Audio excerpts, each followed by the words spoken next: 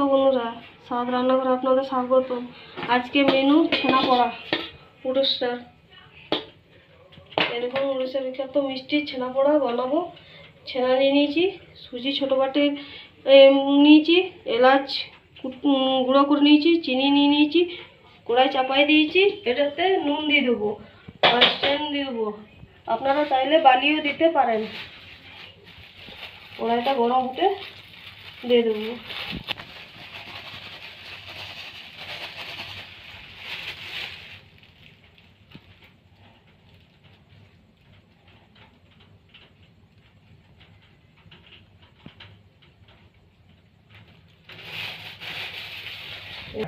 একটা স্ট্যান্ড দিয়ে দিয়েছি। এগুলো কড়াইটা গরম হোক, তারপরে ছানাটা মাখিয়ে নেব। ছানার মধ্যে সুজিটা দিয়ে দেবো, চিনি দিয়ে দেবো,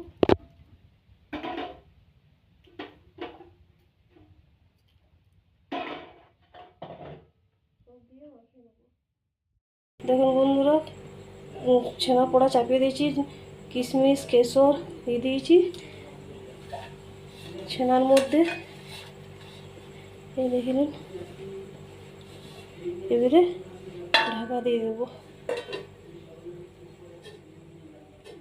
একদম কম গ্যাসের মধ্যে।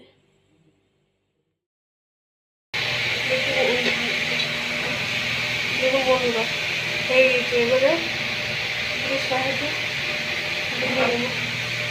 এইরকম লাগছে না, তার মানে হয়ে গেছে।